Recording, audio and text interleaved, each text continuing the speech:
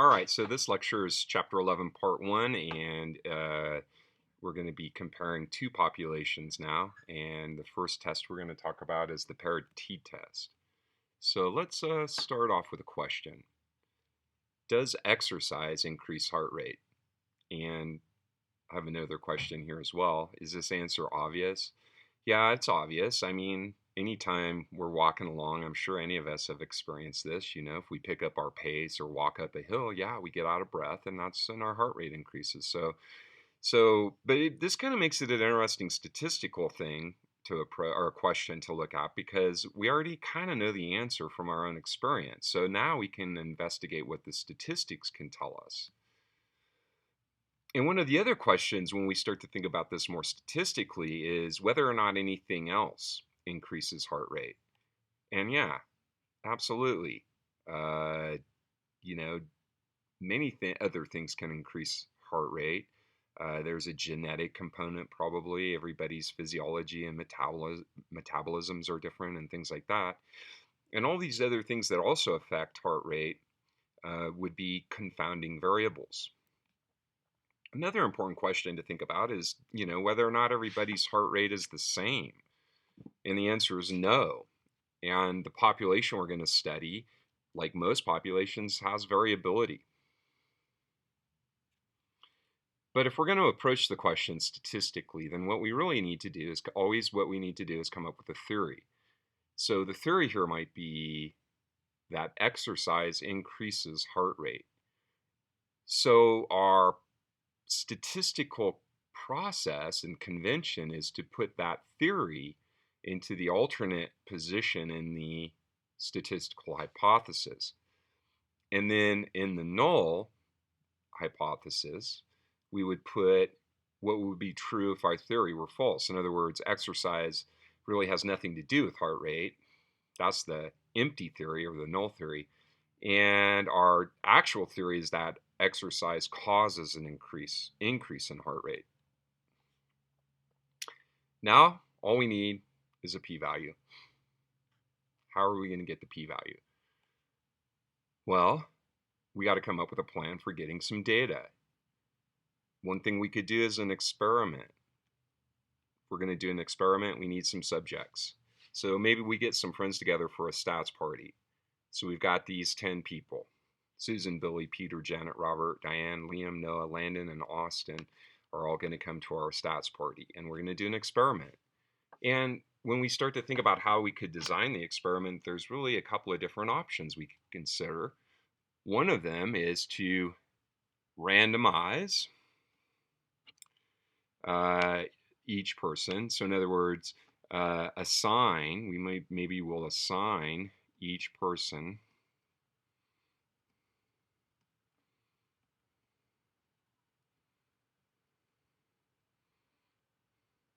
randomly to one of the two groups.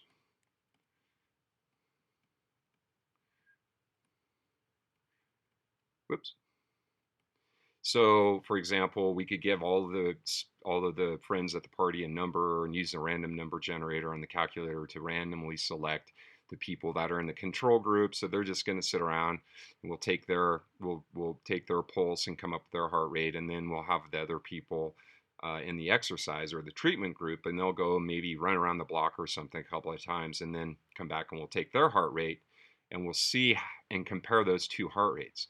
Now, that is what we would call an independent design. The other option would be to take everybody's heart rate before exercise, and then the whole group goes and runs around the block a couple of times and comes back and takes their pulse after. Really, it seems like more fun to do it this way. And the other thing is, we have an advantage here because Peter's before heart rate is going to get compared to Peter's after heart rate. And Landon's before heart rate is going to get compared to Landon's after heart rate. So each and every person here gets a measurement before and after. And therefore the data we say is dependent because there's a clear connection. And often this type of a design will have this before and after element where you take a measurement before some treatment, apply the treatment, and then take the measurement after the treatment. And both of these designs are covered in Chapter 11. We're going to start with the paired design. And generally speaking, the paired design is a better design. And there are a couple of reasons for that. First reason is we can more safely assume the only variable changing is exercise. And actually what we call this is, we would say that the paired design is better at controlling confounding variables.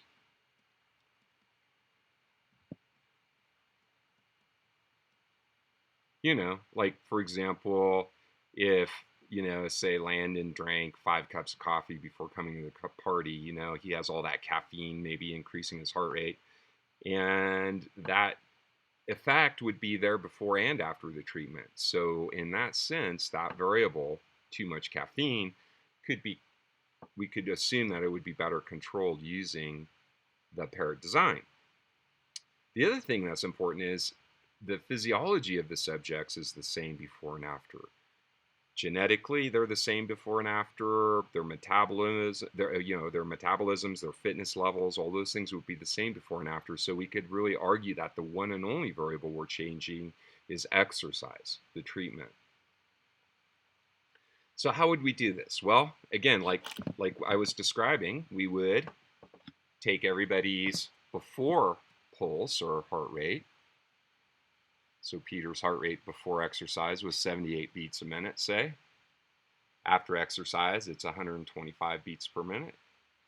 Landon's 39 and goes up to 80 and so forth. And so now we could collect all that data in the way I mentioned earlier. And then the question is, what do we do with the data? How do we do this analysis? Well, one of the neat things about the paired design is that we actually take two variables. Okay, there's the heart rate before and there's the heart rate after, and then we combine those two variables into one variable we call the differences. So what we're going to focus on in a paired design always is the differences before and after the treatment. And the idea here is that we're going to be going from two variables and we're going to subtract those values and create one variable that we call the differences. Now we can go back to our theory and hypothesis and start talking about this again. So our theory is that exercise increases heart rate. Exercise, and the null theory would be that the exercise has nothing to do with heart rate. So now I've created another more mathematical hypothesis. What I'm saying here is that the true population mean of the differences is 0. So in other words, if exercise really had nothing to do with heart rate, if the null were true,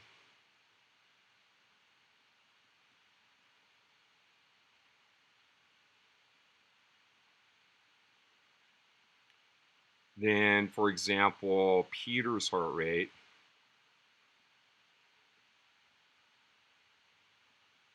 before and after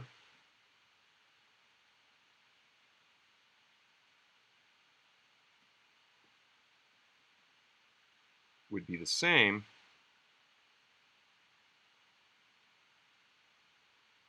Therefore, the difference would be 0.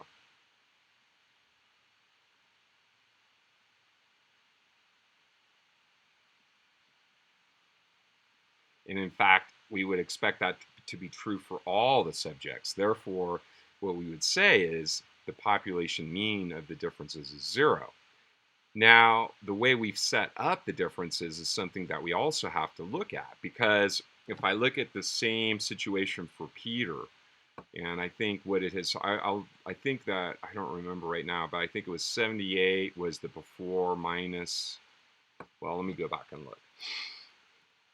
So Peter's heart rate before was 78 and went up to 125, and so the difference is negative 47. And that's important because when we look at this alternate now, the reason it's a less than is because if I take a smaller number, a number I expect to be smaller, and subtract a larger number, then I'm going to get a negative quantity.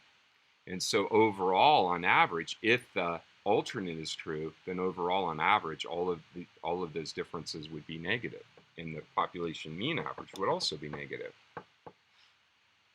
So once we get this hypothesis translated into population type parameters, we need to talk about a transformation and then how that transformation would be distributed. Now, we call this the pair T because the T transformation is the ideal transformation to use. This is the generic, or what we might call the general form of the transformation. So you take the sample mean minus the hypothesized population mean, divide by the standard error, and you get a number that we call the test statistic. Well, in the specific paired design now, what we end up with is the sample mean average, okay? And the textbook, I believe, actually uses a D bar because they define the variable as D. I'm just using a slightly different notation here.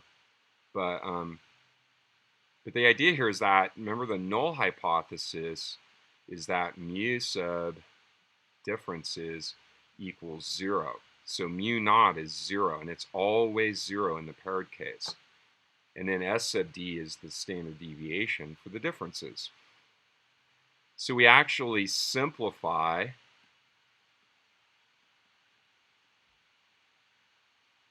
the transformation, and the T transformation for pair T-test generally is written like this. T is equal to the sample average of the differences divided by the standard error of the differences. Now, the distribution now would be a T distribution with n minus 1 degrees of freedom. So the basic idea is that we've taken our two variables, the before and after, created a new variable called the differences, and then we basically compare those differences to an average of 0, the average differences to an average that would be 0 if there were no effect. So when we come back to our data,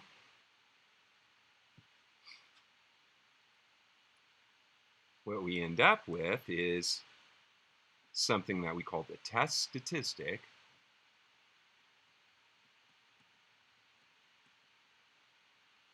So T is going to equal X bar sub D, and these are all for the differences, so I probably should have put sub D's here, but let's just be clear. Those are, I'm dealing with the data set of differences now. And then that's going to be divided by S sub D over square root of n. And so we would have negative 38.9 divided by 8.987, and then that divided by the square root of 10. So let me go to the calculator and do this calculation. Let's see. Whoop, okay. There we go. So we're going to take negative 38.9 divided by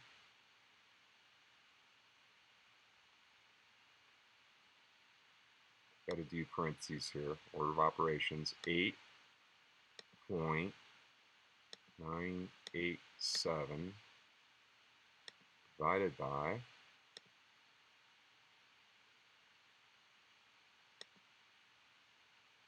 square root 10.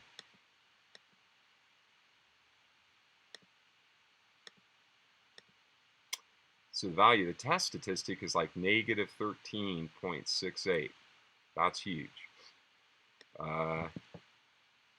So let's see.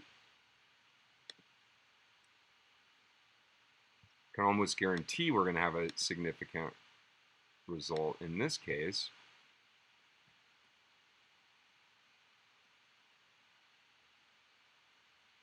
Because what it's telling me is that the sample mean difference was almost, well, more than 13 standard deviations to the left of 0. So that's going to be highly significant. Now, to actually calculate the p-value, though, we need to go to the correct distribution, which is the t distribution. And so I'll just sketch my version of a t curve. So this is meant to be t with 9 degrees of freedom. And it's centered at 0, as always. So we go way down here to the left to negative 13.68, and we look for the area in this tail. And that area in the left tail will be the p-value. That's the proportion of the population that would have this extreme of an average difference if the null hypothesis were true. So to calculate the p-value, what we need to do is, on the home screen of the calculator, we're going to go normal CDF, lower limit is negative E99, upper limit is negative 13.68, and then we need degrees of free, or no, we're doing, this is the wrong, I got the wrong distribution. Goodness gracious. I realized it as soon as I went to put the parameters in. Let me do it right. How about TCDF?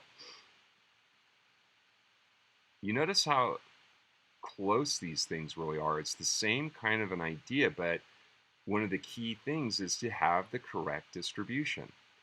So you have to always be thinking, what is the right distribution?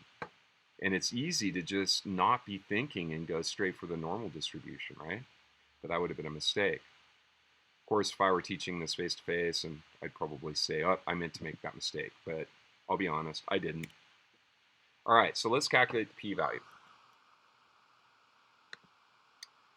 So what we're going to do is go to second bars, and we're going to pick TCDF, because this is the t distribution's the right correct distribution.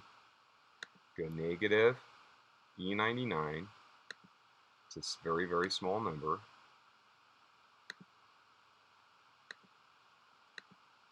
We'll come up to negative 13.68. That's the value of the test statistic.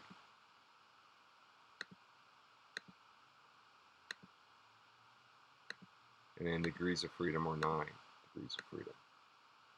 So the p-value here is going to be extremely small, about 1.2519 times 10 to the negative 7th.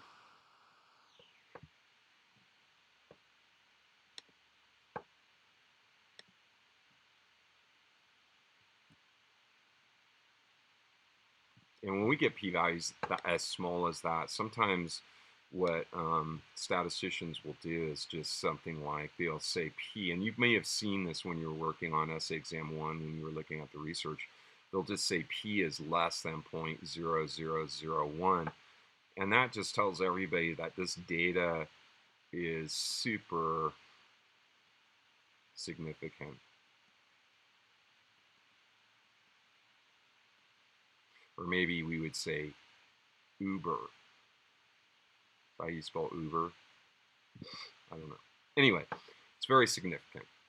Okay, now I want to show you a whole entirely different way to do the number crunching. And what I'm going to do is go back to the original data set. I'm going to actually show you now how most statisticians would do the problem all on the calculator. I always like to do an example of showing everybody how to do all of this by hand, but I also think well, the reality is that statisticians are going to, we use technology, so, to do all these computations for us. So I just press the stat key. I'm going to go to the editor. I'm just going to use L1 through L3. And what I'm going to do is enter the before heart rates in L1 and then the after heart rates in L2. And so I think you should get your calculators out now and go ahead and try this problem. and work along with me.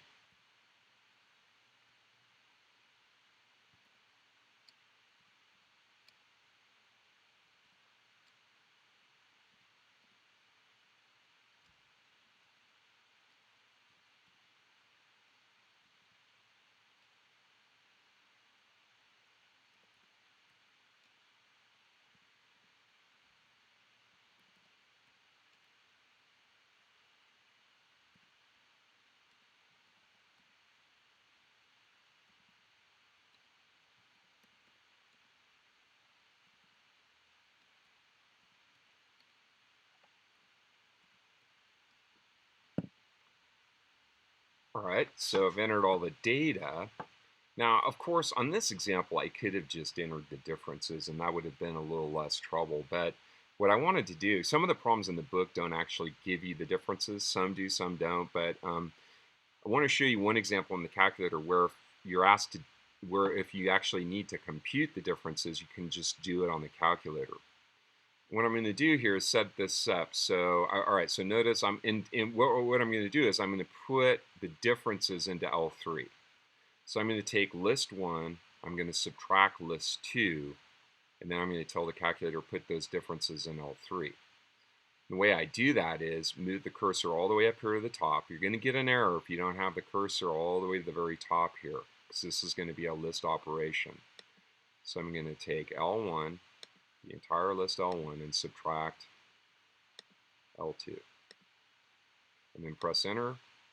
And what we have now is in L3 the list of differences. Now the easiest way to do the paired t-test on the calculator now is just to go to the stat tests menu and do a t-test. We have data. Okay, now what's mu sub 0 going to be? Well, remember the null assumption is the average differences are 0 because there's no effect. And let's see, the list that contains the differences is L3, so I need to change that to L3.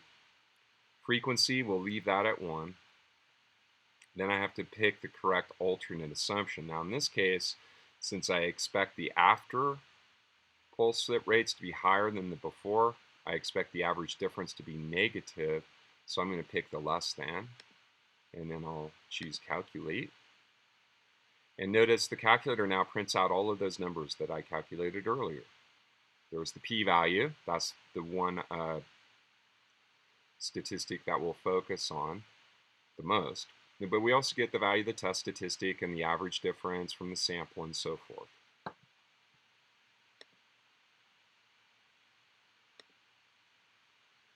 So whether we do the analysis by hand or whether we use the calculator, what we would say and what our conclusion here would be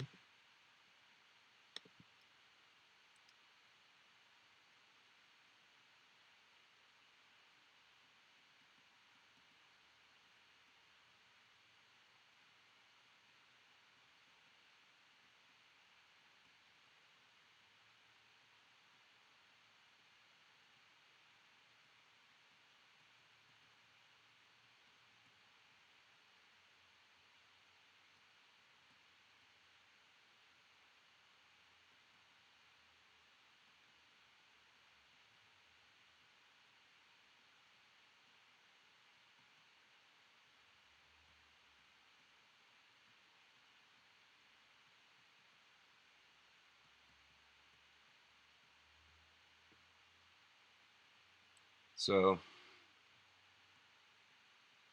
Some people might be out there saying, duh, I wouldn't blame you. I mean, it is obvious. We have, like I said, it makes it an interesting statistics question because I think most of us know intuitively this is correct. But now we can see how the stats works. We got a very, very small p-value testing a theory that we all knew was true. That is what we would expect, and that's what happened. Let's take a look at another example. Suppose we wish to test the effect of Prozac on the well-being of depressed individuals. Using a standardized well-being scale that sums Likert type items to attain a score that could range from 0 to 20. Higher scores indicate greater well-being, meaning Prozac is having a positive effect. So the question we have here is, does Prozac improve mood? The theory we're going to use is that Prozac does improve mood, and the statistical hypothesis would look like this. The null hypothesis is that Prozac has nothing to do with mood. The alternate hypothesis is that Prozac improves mood. Now all we need is a p-value. For this problem, we're given some data. We've got 9 subjects. Their mood was measured before administering the Prozac or taking the Prozac, and then after. So we have mood pre and mood post. So again, this is the classic paired design, the before and after. In this example, we're also given the differences. So I'm just going to simply enter these differences into L1 on the calculator. Now when I start to think about the design, to look at, for example, for subject number 1, the difference here was 2. The score went from 3 to 5. Now 2 here is positive, which means we've taken 5 minus 3. And again, 1 minus 0 is 1, and 5 minus 6 is negative 1, and so on. So I know that this is set up to be post minus pre, giving the difference. And again, the key thing I got to look at and think about is, if there is an effect, then would the differences overall be positive, or would the differences overall be negative? And I just want to point out that we could also take the differences as pre minus post. 3 minus 5 would be negative 2. So we can do the test either way. But since the differences are already calculated, I'll just again enter those in L1 and use post minus pre as the definition for my differences. So let's set up the hypothesis.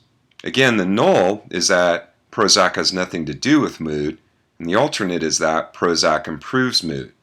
So this statistical hypothesis translates to, for the null, mu sub d equals 0. Now what that means is that the population mean difference is 0, and what that means is that Prozac has no effect. The alternate is that mu sub d is greater than 0, or that the population difference, the average population difference, or the mean average population difference, is greater than 0.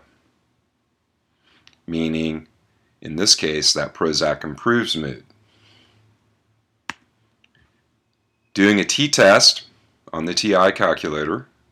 Again, we have data, so I choose the data option.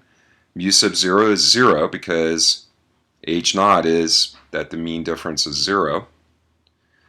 Data is in L1, and I've selected the greater than option and choose calculate and press enter, and we end up with this following output. Now what I'm going to focus on is the p-value, and here the p-value is about 0.0069 or about 0.007.